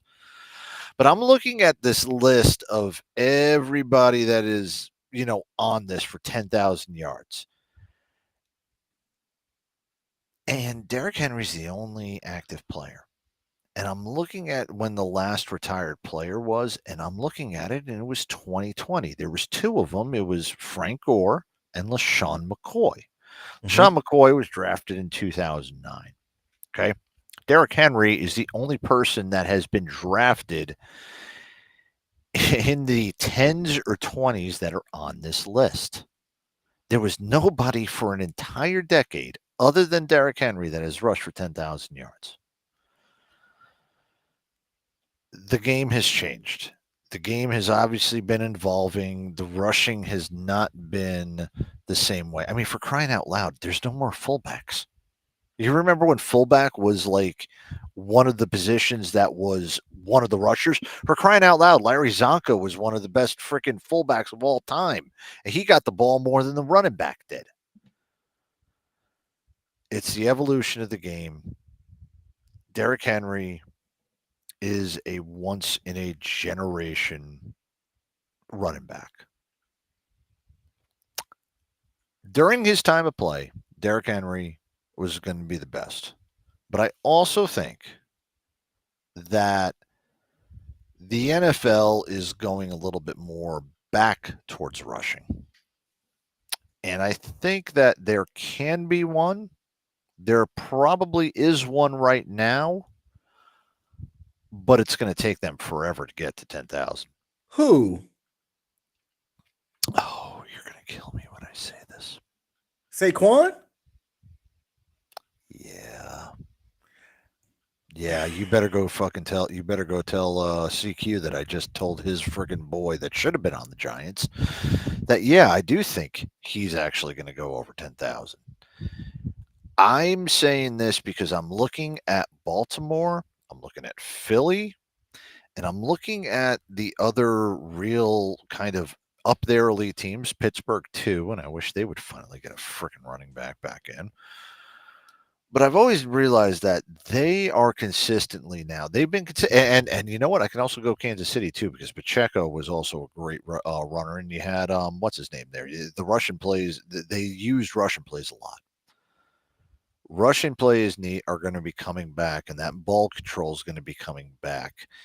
It's just going to swing it towards the NFL, or it's going to take as something that's going to just juggernaut it to it. Somebody is going to end up being a rushing play. There's going to be a new offense or a new type of scheme that's going to be made, and rushing is going to be the new vogue thing. It'll be a sway for it. There will be one. I think Saquon will be one. I do think that there's going to be another 10,000-yard rusher after that. But that's the days of having consistent ones are long gone. In fact, let me give you this. The top 16 rushers of all time, 14 of them are in the Hall of Fame. Adrian Peterson's going to go in. Frank Gore, let's let the debates coming in. He should. Okay, he should. When you go all the way down to 20, then you got some more people who are not in the Hall of Fame. Fred Taylor, Steven Jackson, and Corey Dillon. When you hit 21, and after you hit O.J. Simpson, and you go all the way down to the remaining number of running backs that are in the Hall of Fame that have over 10,000 yards, there's not a single Hall of Famer. LaShawn Fred McCoy, Taylor's not in the Hall of Fame? Fred Taylor's not in the Hall of Fame. Steven Jackson's not in the Hall of Fame. Corey Dillon, not in the Hall of Fame. LaShawn McCoy, Warwick Dunn, Ricky Waters, Jamal Lewis, Thomas Jones, Tiki Barber, Eddie George, Marshawn Lynch, Otis Anderson, Derrick Henry, and Ricky Williams round off the list of all the running backs that have rushed for over 10,000 yards. None of them are in the Hall of Fame. What's Lynch's total touchdowns? He almost had 100. He's got 94. Yeah. So I'm going to say this. The running back has obviously been devalued, and that's where I'm coming from because he still has all of these other people that I just talked about that aren't even in the Hall of Fame yet, and they are above him on the all-time rushing list. It's going to take a swing, not with somebody right now, and definitely not in our NFL, but it's going to take a swing for the running backs to come back because I just listed off all of those running backs, and we have seen every single one of those running backs in our lifetime. Yeah. We saw, actually, all of us have seen their careers. They were game changers too. You were accounting for them, not the quarterback. You were accounting for Fred Taylor. You were accounting for Marshawn Lynch. Exactly. And the only name you probably don't know is Otis Anderson. And I'll talk to you about Otis Anderson on another show because I got a funny fucked up story where he tore my abdominal muscle. But you see where I'm coming from? A lot of these players, they're not in the Hall of Fame right now. The running backs, even with all of those ones that we have, it's going to take somebody absolutely special. It's going to have to take somebody who is built again, like Derrick Henry, like frickin' Adrian Peterson, like Saquon. It's going to take somebody that revolutionizes or brings something back to the to the running back position. You know what? It's either going to go one or two ways. It's going to go the McCaffrey way, or we're going to start getting some people that are going to be looking more and more like Saquon and Derrick Henry as running backs, and you're getting those big, beefy, 6'3", 225-pound guys. You're not getting these little ones that are able to catch passes. You've got one or two options to go that way.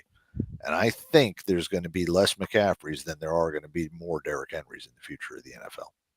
Ooh, interesting. Now, look, Derrick Henry, he's in the perfect situation right now, being that he's playing in a run-heavy team, all right?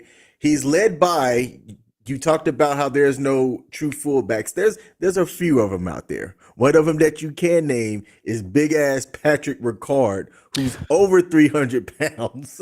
and might I also add, missed a fucking key block today. Yeah, he did. Yeah, he did. That safety was inexcusable. You even saw him look back, look down at Derrick Henry, and with his hand in his arm say, "I fucked up." That was a terrible block on that safety, which normally doesn't happen. Yeah, I was very in that case, today. Yeah. Now so Derrick Henry's in a setup in that if Ricard is able to stay there and Baltimore employs a similar style offense for, let's say, 2 more seasons, right? Derrick Henry's on track for 1,200 yards, 16 touchdowns, I think, from what I had overheard a very smart analyst talk about. And if he could do that for 2 more seasons, that'll put him at what, 15, 16,000? No, if he does 1,200 yards for 2 more seasons, you're talking an additional 2,400. That will bring him up to 12,400, and that an outside shot in this year and this year. If he rushes for 2,400 yards over the next 2 seasons, that will put him past Jim Brown and then put him into 11th place in the all-time rushing list. Next person up would be Tony Dorsett. I will say this. You know how like NBA or, Major League Baseball, 500 home runs or 3,000 hits, before all the other crap happened with steroids, usually was your guaranteed ticket into the Hall of Fame, right? Mm-hmm. I am looking at this now, and we said Gore and Peterson, we would say, are most likely going in, right? Don't know about Fred Taylor, Steven Jackson, or Corey Dillon, right? But I told you that everybody after the top 16 were in the Hall of Fame. I just noticed one trend. 12,000 rushing yards. 12,000 rushing yards. The only two people that aren't in the Hall of Fame with over 12,000 rushing yards are Adrian Peterson and Frank Gore. Fred Taylor, 11,695. Steven Jackson, 11,438. The next two are old. The next two on the rushing list are old running backs, and that's John Riggins and O.J. Simpson, then followed by Corey Dillon. No, I take that back, vice versa. And then you get into the non-Hall of Fame running backs that are on the rushing list. It seems if he gets over $12,000 or 12,000 yards, you are looking at a Hall of Fame career. Who? Yeah. Do you know who's the closest active player to Derrick Henry is? Give me a second. I'll look that up here now. It actually should be easy. It should be easy. I'm gonna go into the comment section and see. I got it right now. So I'm gonna pull up the extended list that goes past. Well, actually, no, I take that back. All of them I've had right now are. Damn, these guys are killing me. They only give me like the top 10,000. I've got to go to like an apps. I've got to go to a complete database to get lower than 10,000. So give me a second here. I am looking up everybody that's under 10,000. Under 10,000. The next ones you have are Clinton Portis, Joe Perry, Sean Alexander, Earl Campbell. That rounds out the top 30. Mm-hmm. Son of a bitch, I can't get past 30. All right. Active all-time NFL rushing leaders. Yes, I'll give you a hint. There we go. There we go. Oh, it's Zeke. I should have fucking thought about that. He's playing and tonight. You know what? You know what? There we go with another 10,000 that won't make it into the Hall of Fame. I don't think Zeke even gets to 10,000. He's at 8,985 now. I don't know. Another 2 he's not gonna get to 10,000. seasons. I think he's got another 2 seasons somewhere.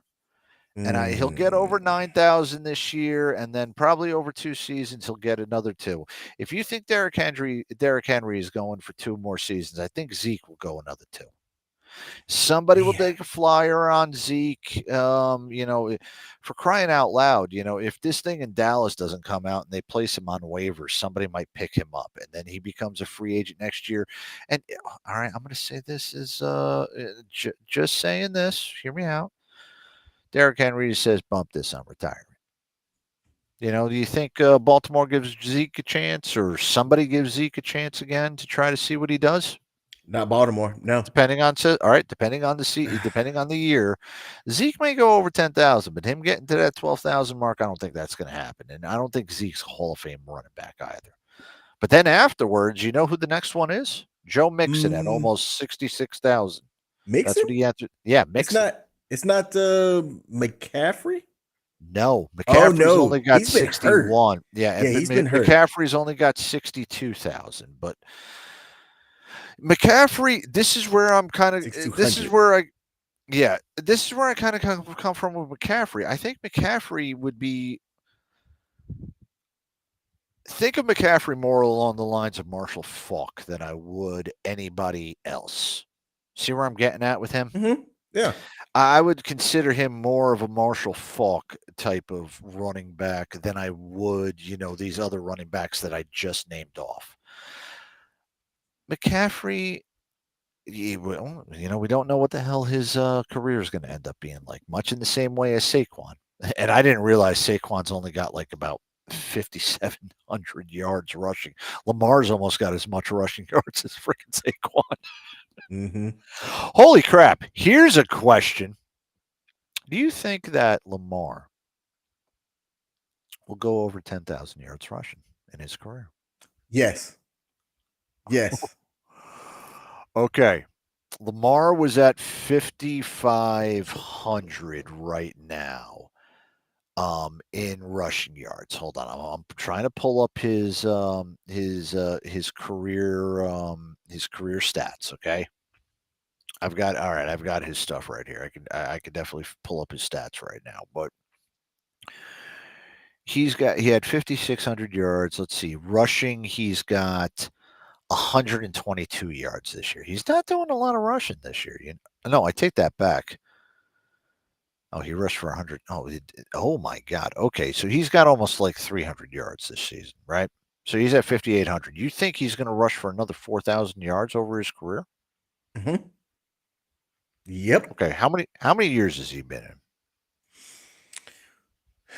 He came in the 1, same 2, year. 3. This is his seventh I think season. this is year 7. Yeah. Yeah. So this is year 7, and so yeah, year 7, and he's got that many yards right now. So do you and so 7 years, and he's got less than 1,000 yards a season. Okay. You think that he can go another 4 to 5 seasons and still rush in the same way without avoiding injury? Yes. You're a lot braver than I am, Kimosabe. Yeah, I don't know about that one. That's where I'm kind of coming from, man. I don't know about that. I think it's going to be interesting. Oh, sorry. Go ahead. Yeah. All right. I mean, hell, this guy. All right. All right. Let's see. 10,000. It'll be something, but I would really like to see 10,000. Yeah. All right, man. If you think it'll be that way, then I got you. All right, man. Now let's round this out here. Oh, hey, King, you mind if I take a little break while you round out? Because I have a feeling that I do need a break before. All right. Before I go one time. Sorry. Give me about 5 minutes. All right, absolutely. So I'm actually gonna let's see. I'll do this way. Coach, people can still hear you. But here's what we're going to do. So I'm going to talk about this next section without Coach here because I don't think he'd be too interested in what this next segment is. And then we're going to close out the show. Let's see. We'll close out the show with something that Coach may. I'm going to be surprised if he follows through with it. So Caitlin Clark. Did Caitlin Clark get robbed? Caitlin Clark on Thursday was awarded Rookie of the Year and missed out on being a unanimous pick by 1 vote.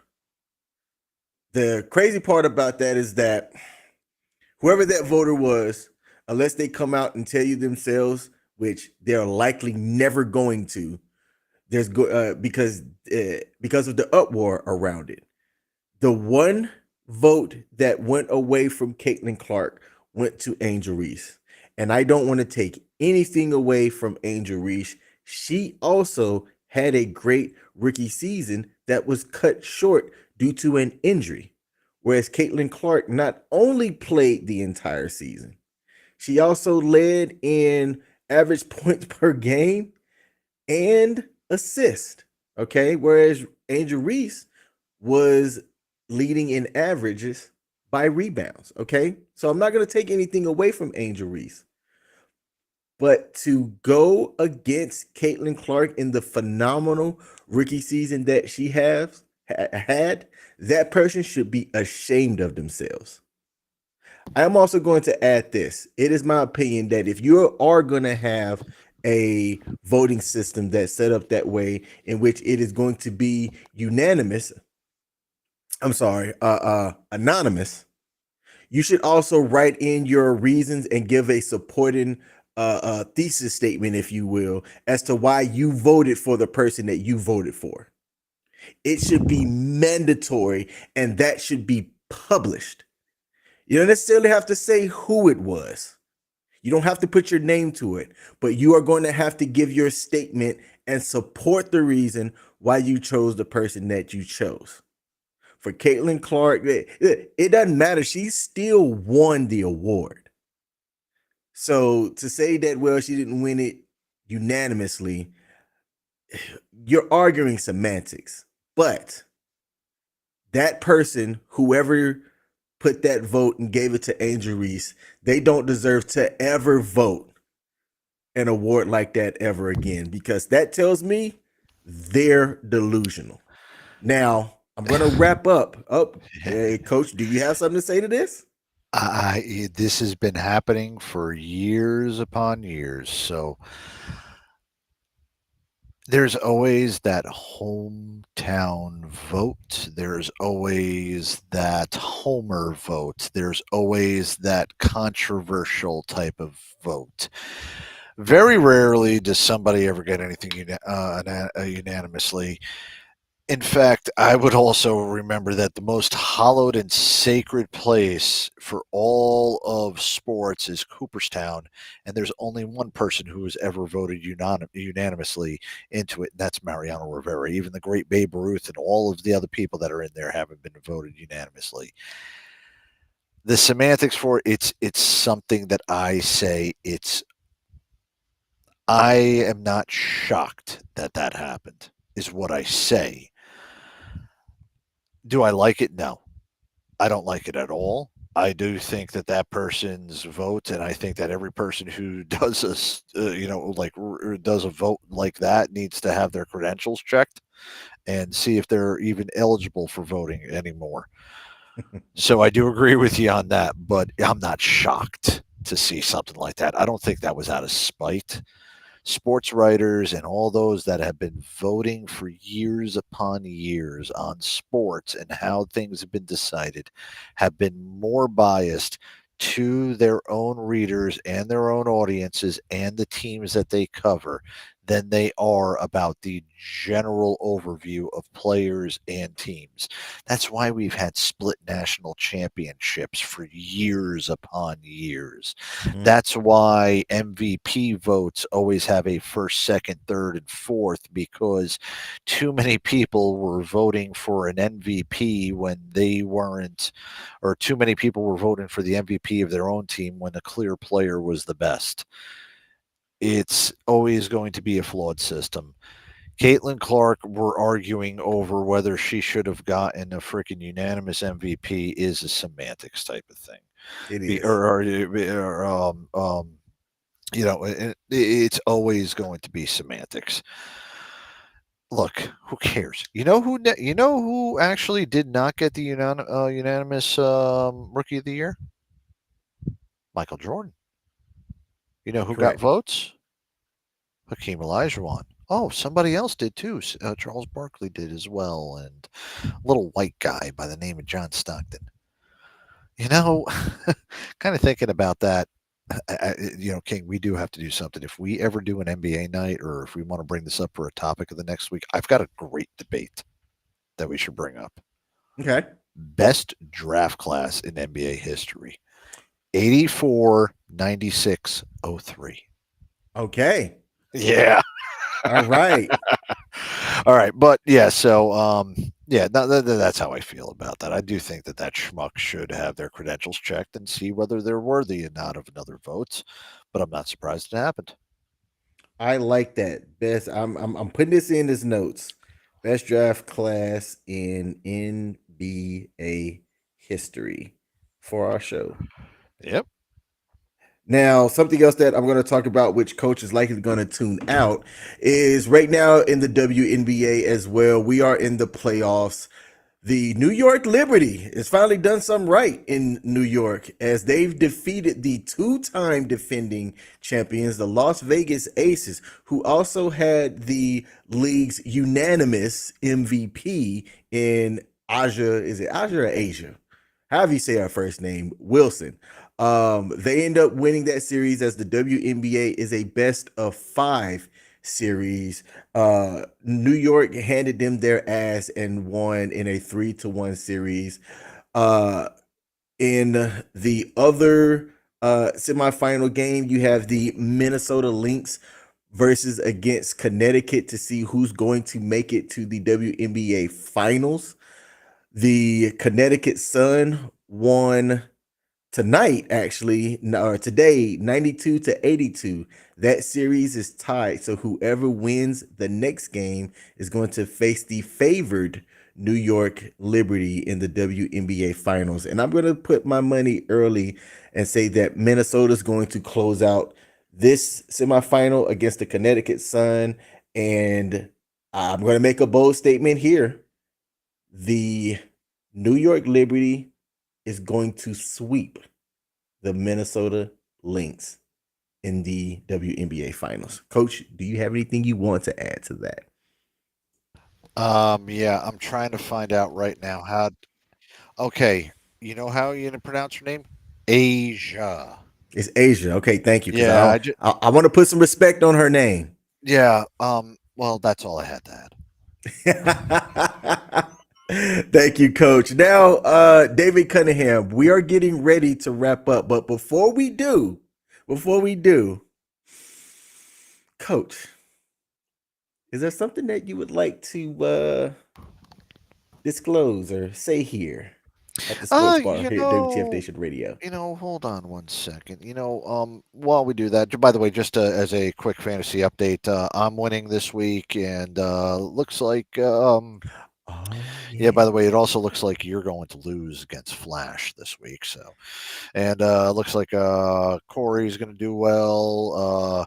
Pop Culture Warrior looks like he might be handing his first defeat, and Mad Mike's already in the lead. And I know I'm going to win against the guy who hasn't done anything for his thing.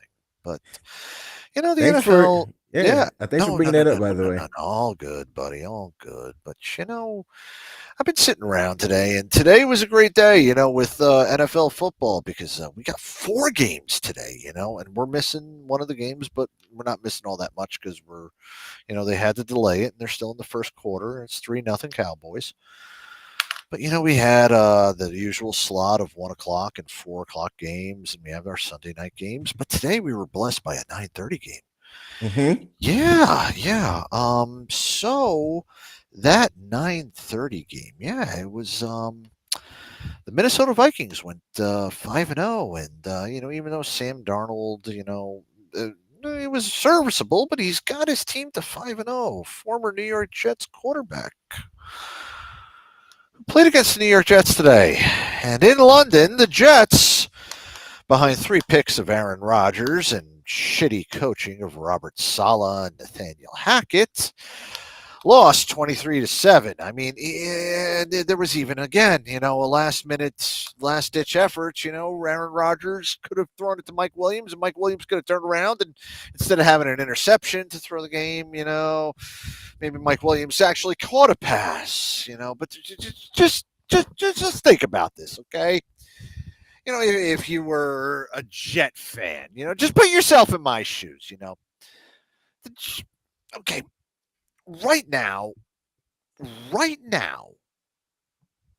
there are teams that have not been in existence for years and have had better, previous runs than the New York Jets, okay? Think about that. I've been around now 44 years, all right? Not once has this team even approached the Super Bowl championship. They've gotten close. They've gotten they've gotten there in 2011, 2010. They were in the AFC Championship game. 1999, they were in the AFC Championship game. But each time they ended up losing the AFC Championship game for God knows however many reasons. And, freaking bullcrap with Mark Sanchez and, Vinny Testaverde couldn't find everybody fumbling. I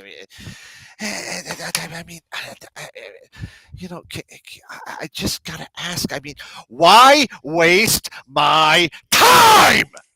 Every single freaking year, I get myself juiced up for this stupid team, and at 44 years of age with 3 kids, enough already! Let me go hurt somebody else! When am I ever going to have a chance to win a lousy freaking championship? One time! Not 20! One lousy damn time! Gee whiz! Every single time! Come on, will you? Can you beat the freaking Vikings? Can you not choke against the damn Dolphins? You finally beat Belichick in his last game. But I mean, come on, the Patriots are as bad as the Giants. And now you got the same damn record as the New York Giants. God! How many damn times do I have to worry about this? And you know what's going to end up happening? Freaking when February comes around, somehow something magical is going to happen, and damn Kansas City's going to be in the freaking Super Bowl again.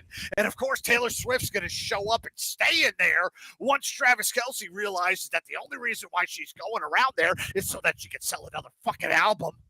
But she's going to be at the Super Bowl, and you know who's not going to be at the Super Bowl? The damn Jets! How many damn times do I have to freaking worry about the stupid Jets year after year? Damn, fucking Taylor Swift has seen the freaking Lombardi Trophy more than that. And come February, she's going to see it again. How many times? I don't care how many accolades I get. I'm going to say something right now, and I'm going to freaking say this on air just so that people know about this. And this is the only time I'm ever going to brag at work. I am the best fucking person on the East Coast in my fucking organization at my job. Period. And I don't care about that. Period. You can have that. Just one damn time. Can the New York Jets just one damn time win one? I don't care. Win one. I'll give everything back. I'll leave my work now. I'll leave the show now. One. That's all I want. Oh no. I'll leave. I swear I'll leave. I'll quit. I should be happy about that. I'll leave the one time. Once. I'll get out of here forever. You'll never have to hear my damn voice again. Let me win once. Once. I'm not getting any younger. Not as old as Ice is, but I'm not getting any younger. All right, that's out of my system. I'll do it again next year. It has been a minute since we have had a coach's rant, and he tipped me off that one was looking like it was on his way, and it never fails to crack me up. Y'all can see me, but I was in the backstage just cracking up laughing. So, David Cunningham, you posted up something here. I'm going to show this. And he said, there's no crying in football. And we are going to close out our show. So I'm going to read this here. U.S. tennis star Coco Gauff stormed to victory in the China Open final on Sunday, sweeping past Karolina Muchova 6-1 and 6-3. The straight sets victory makes the 20-year-old the first American to win the tournament since Serena Williams back in 2013. She now has 8 WTA titles to her name. Hey, look, big congratulations to Coco Gauff. I know she's had a lot of changes in her young career. People forget how young she is because she's been dominant in a very short time span when she first came onto the scene, and she's still showing her dominance. And if she chooses to continue, then she will definitely put her name in as one of the all-time greats in the sport of tennis. We are going to end our show, as we love to do, with our main man, David Cunningham. Before I do, Coach, do you have anything to close us out? I got to catch my breath. Just close us out. All right. King and Coach, you've knocked it out of the park as usual. It has been a great sports weekend. We appreciate everyone for tuning in. Share this site with your family and friends. Also, please keep the people affected by Hurricane Helene in your prayers.